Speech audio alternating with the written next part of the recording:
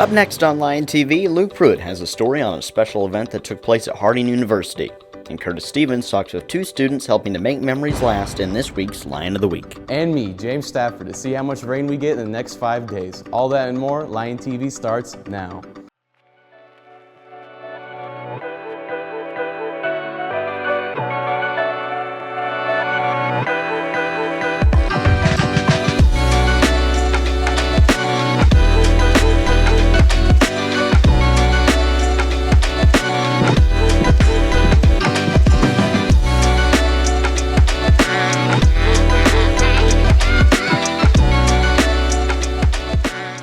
Good morning, Cersei, and welcome back to another episode of Lion TV. I'm Samuel Stubbs. And I'm Star Cox. We hope everybody had a great week, Cersei. Now let's get into these announcements.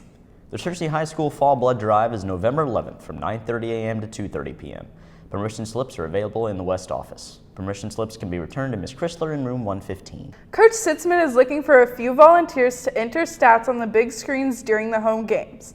This would be a great opportunity to get your community service hours, and training will be provided. If interested, please contact Coach Sitzman at ksitzman@cerseischools.org.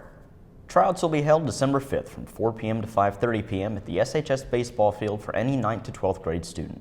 Please bring the following: current copy of a physical, baseball pants, glove, and a hat. If you're a catcher and have gear, please bring it. Please notify one of the following coaches if interested in attending or for more information. Contact Coach Gardner, Coach Davis, or Coach Donovan. The next Spanish Club meeting will be November 12th at 7:30 a.m. in room 326. Angel Tree Shopping will be at 6 p.m. on November 14th at Big Walmart. The next National Honor Society meeting will be on Tuesday, November 19th at 7:30 a.m. in room 531, the food bank room. Make sure you're on our Schoology page and have notifications set. The NHS Scholarship is now open. See our Schoology page for more information. There's a care closet open on campus that provides any student in need with hygiene products and clothes. This is a private and confidential service. The care closet is open during school by appointment. Please email jmeansct@cerseischools.org for questions about the closet. Hey Star, Harding's homecoming was a couple weeks ago. Luke Pruitt has a story about all the events that take place at Harding's homecoming. Cersei High's homecoming celebrations have come and gone, and for many students, it was the last to be celebrated at SHS. But what if I told you that homecoming doesn't stop after high school? Many colleges, such as Cersei's own Harding University, host homecoming festivities, allowing students both past and present to commemorate their time there. Homecoming is an old tradition, with several decades worth of alumni celebrating it. Each alum can come back to Harding to relive the experience. There's so many people, there's so much energy, so much excitement. Oh my word, it has exploded. As the old adage goes, homecoming wasn't built in a day. A lot of effort goes into the festivities surrounding the event. Yeah, I've got some friends on the football team, so obviously in the entertainment side of it, and also some friends on the homecoming court. And then just, I know some guys that are tailgate directors for their club, so they have to run the tailgates here. And then also just some people in the musical. The ways that you do the cheers, the pyramids that you make, the flies and all of that stuff, it's just amazing, very good. Above all, homecoming is a celebration meant to be enjoyed by all ages. What part of homecoming do I like the most? I mean, tailgating is pretty fun. So it's mainly the social clubs and then other just random organizations on campus, but they will all get together, they'll set up tents, cornhole, spike ball, football, that kind of stuff's always happening, and then a lot of just like hanging out.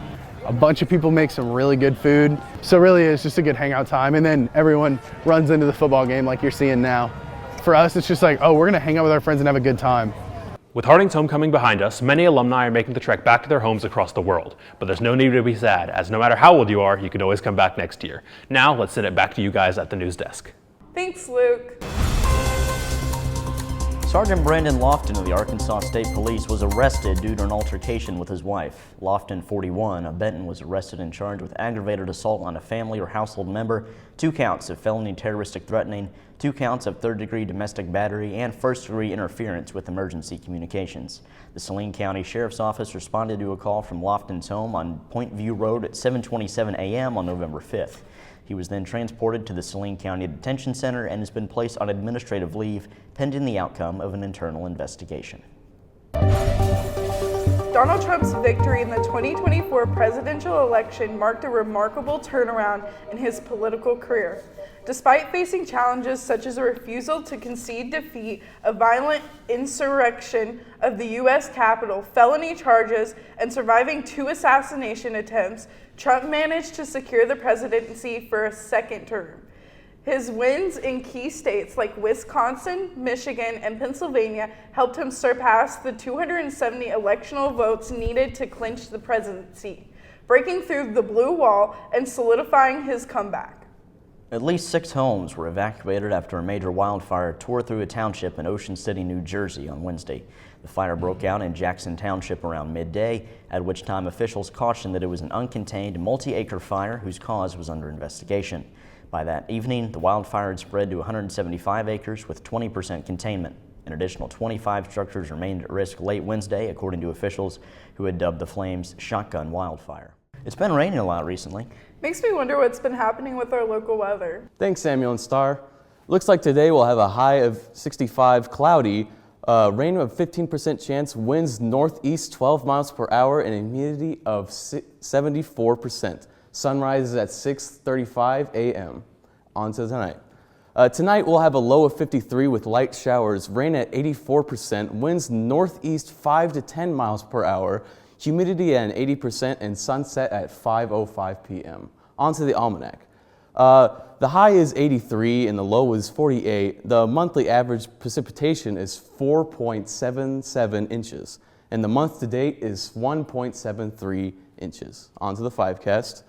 Okay, so Friday we'll have a high of 69 with light showers, a low of 60 with an 80% chance of rain.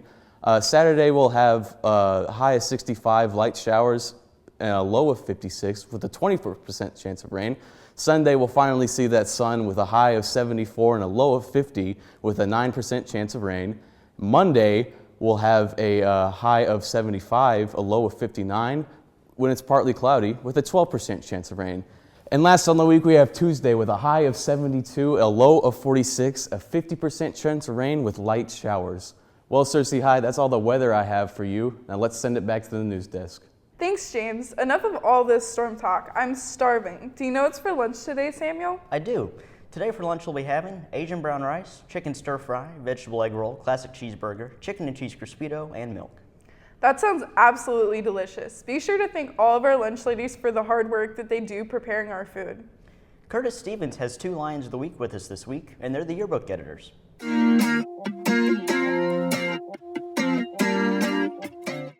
Welcome back, Cersei, to another week of Lion of the Week, and our special guests here today are Riley Rogers and Fletcher Chima.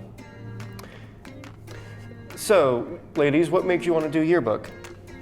What made me want to do yearbook, I was really interested in photography, specifically sports photography, and so that just made me want to join, and then from there just sparked my interest even more. I wanted to join to improve my photography and work on my graphic design skills. What does a regular day of yearbook look like? Well, we go into the classroom. We like to have the lights off, so we turn on all like the lamps and stuff we have. And then we normally just start working on our spreads and upcoming things we need to cover. We all go individually and just do what we need to do. There's not like a certain task that we all do together. It's very student-led. Yes. What do you think about your yearbook team?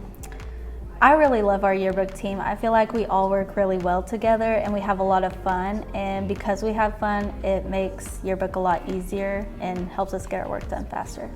I agree. I feel like it's good that we all work well together because that just makes the book go by way faster. What were your first thoughts about the yearbook?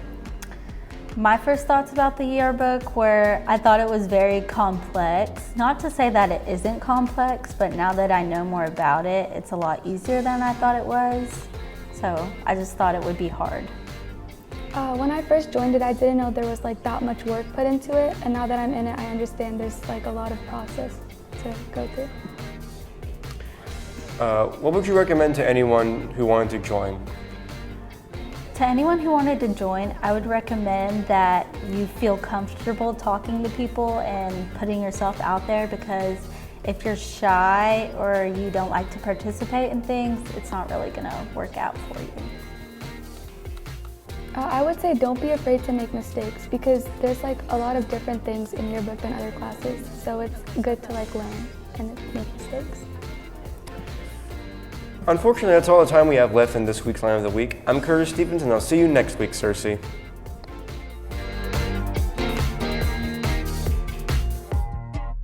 Thanks, Curtis. I wonder what happened in the sports world this week. Let's send it over to Eric Crawley, who has all our sports updates for us.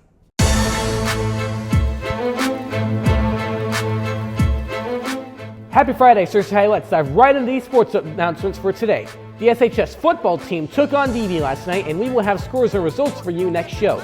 Later tonight, the annual Red vs. Black game will take place, and players such as Chip Johnson, who is a two-time All-Conference, as well as a two-time All-State player, will participate in the game. Other players such as Quade King and Jalen Clifton, who are both part of the All-Conference results from last year, will also be participating. There will be a $5 entry fee at the door as this money is being raised for Jacob's Place. So please be sure to come out and watch these amazing players. Coach Heron had more to share about his goals for this season. Well, the goal remains the same. We want to make it to the state tournament. Pretty tough non-conference schedule to get us ready for that, but the goal is always to try to get to the state tournament. Our conference, very tough conference, very balanced this year. Probably the last 2 years more balanced than it's ever been. We've been really putting an emphasis on sharing the basketball. I really like our attitude this year. I like the way the guys are playing together. This is a very coachable group. Moving on to national sports, Week 9 saw the NFL season reach its halfway point with many teams taking shape and others still looking for answers. There were overtime thrillers, upset victories, and favorites stamping their mark. The Chiefs remain the only undefeated team in the league following their overtime victory against the Tampa Bay Buccaneers on Monday, improving to 8-0. The Lions, meanwhile, overcame a big test of their mettle, traveling to a wet and windy Lambeau Field, the first time they've played outside all season, and dominating their NFC North rivals Green Bay Packers to move to 7-1. The Chiefs have yet to be convincing on offense this season, but they have seen injuries in the addition of new players. Mid-season trade acquisition DeAndre Hopkins scored 2 touchdowns against the Bucs, while maintaining a perfect journey towards their 3rd straight Super Bowl title. Sunday's game at Lambeau Field between the Detroit Lions and the Green Bay Packers was billed as the game of the week, with both having excellent starts to the season. But it was never really a contest as the Lions raced out to an early lead and eventually prevailed 24-14 against their NFC North rivals. The animosity between the two sides began well before kickoff when Lions star receiver Amon-Ra St. Brown arrived at Lambeau Field wearing a shirt emblazoned with the message, "Green Bay sucks!" And St. Brown was impactful in the early proceedings, catching a touchdown pass on Detroit's opening possession of the game in rainy Wisconsin. Much to the delight of Oregonians, Sans Beavers supporters, the College Football Playoff Committee chose the Ducks as the nation's top team in the first edition of this season's rankings. There was some big surprise as Big Ten powerhouse Ohio State edged out SEC stalwart Georgia for the number 2 slot in the committee's initial rankings. CFP Selection Committee Chair Ward Manuel explained to ESPN that the panel felt Ohio State's one loss, a 1-point defeat on the road against top-ranked Oregon, was more impressive than number 3 Georgia's lone blemish, a 7-point road loss to Alabama, who clocked at number 11 in the CFP rankings. Well, Cersei, that's all the sports updates I have for you today, and I hope you have a great weekend. Now sending it back to the news desk. Thanks, Eric. Well, it seems that we've made it to the end of another episode of Lion TV, Cersei. Don't forget to subscribe to our YouTube channel, at Cersei High Lion TV. And follow us on X, at Lion TV, Instagram, at Cersei Lion TV, and on Facebook, at Cersei High Lion TV. Signing off, I'm Samuel Stubbs. And I'm Star Cox. Have a great weekend, Cersei.